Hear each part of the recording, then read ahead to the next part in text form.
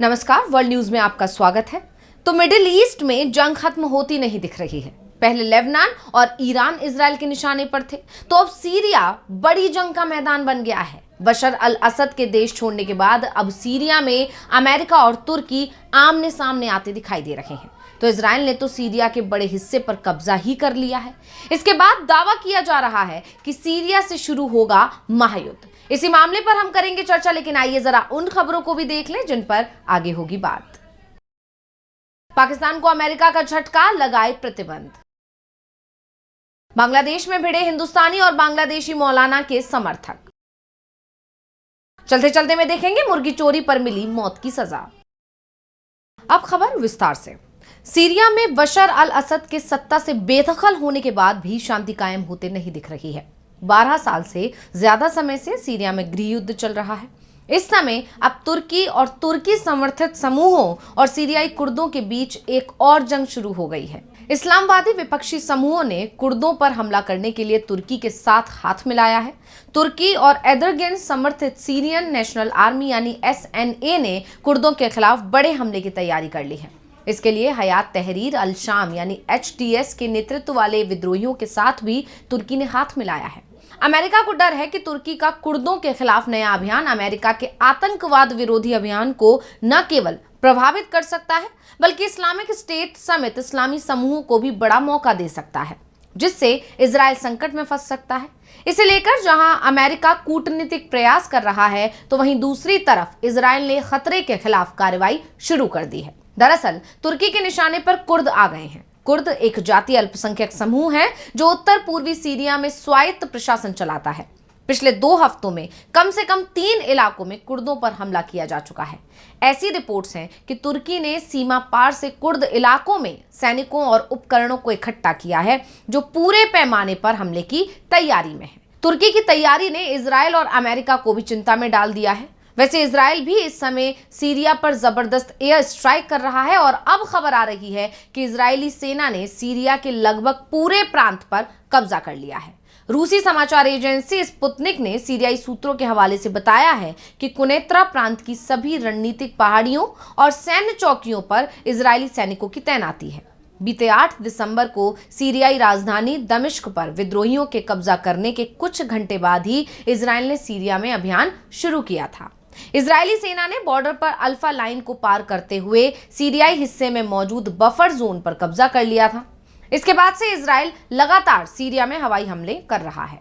Hezbollah से जुड़े लेबनानी media outlet अल मायादीन ने दावा किया है कि इजरायली सेना का सीरिया के लगभग 440 वर्ग किलोमीटर क्षेत्र पर कब्जा हो चुका है। अभी तक इजरायली सेना ने कुनेत्रा पर कब्जे को लेकर कोई टिप्पणी नहीं की है।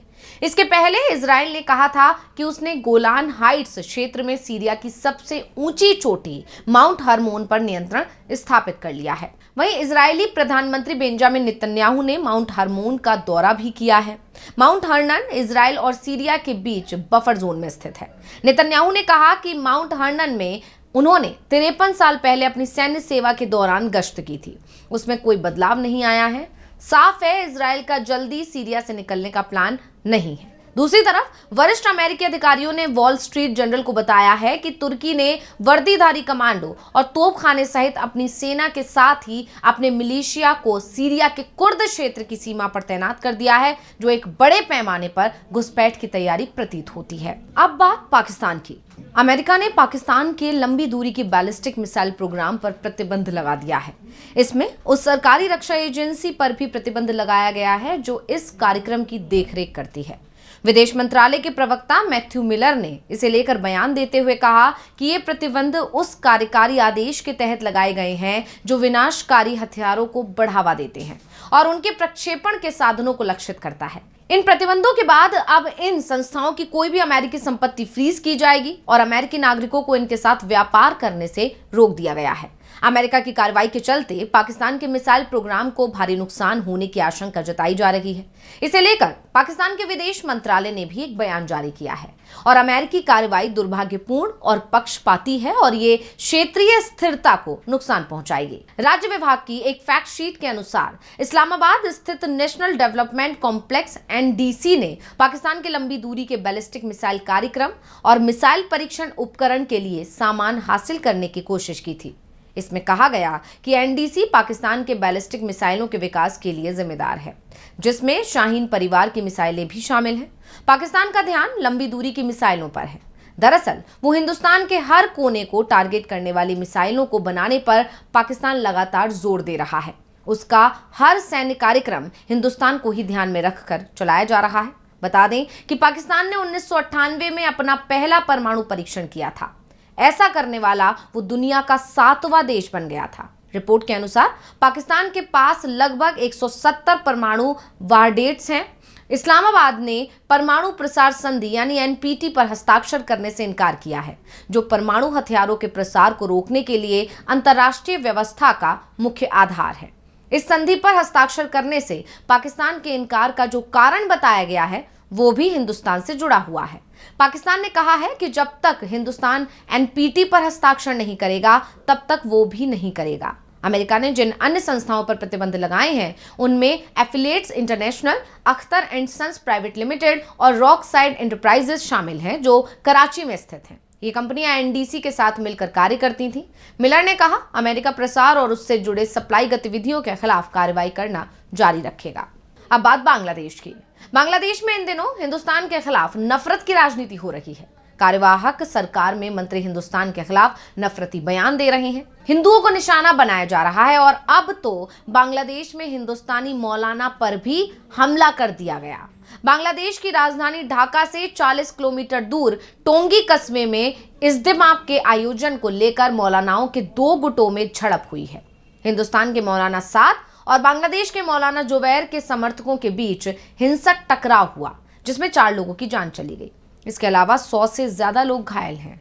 पुलिस के मुताबिक दोनों पक्षों ने 7 लोगों की मौत का दावा किया है। प्रशासन ने इलाके में धारा 144 लागू कर सेना को तैनात कर दिया है। टोंगी में झड़प के बाद घायलों को ढाका के मेडिकल कॉलेज में भर्ती कराया गया था, जहां एक बार फिर दोनों गुटों में भिड़ंत हो गई। जुबैर समर्थकों ने मौलाना साद के समर्थकों पर हिंदुस्तान का एजेंट होने का आरोप लगाया है। अक्टूबर से ही साद के समर्थकों के खिलाफ रैलियां करना शुरू कर दिया गया था और अब इस हिंसक झड़प से साफ हो गया है कि इस समय बांग्लादेश में सिर्फ नफरत ही दिखाई दे रही है। दरअसल इस झड़प को लेकर कहा जा रहा है कि इज्तिमा के मैदान पर कब्जे को लेकर यह टकराव हुआ है। बांग्लादेश पुलिस ने बताया कि मौलाना साद के समर्थक यानी साद पंथी 20 दिसंबर से टोंगी मैदान में 5 दिवसीय इज्तिमा आयोजित करना चाहते हैं। मौलाना जुबैर के समर्थक उन्हें यहाँ इज्तिमा नहीं करने देना चाहते। इसके चलते जुबैर के समर्थकों ने पहले से ही इज्तिमा मैदान पर कब्जा कर लिया। इसके बाद जब साद समर्थक मैदान में पहुंचे तो हिंसक झड़प हो गई।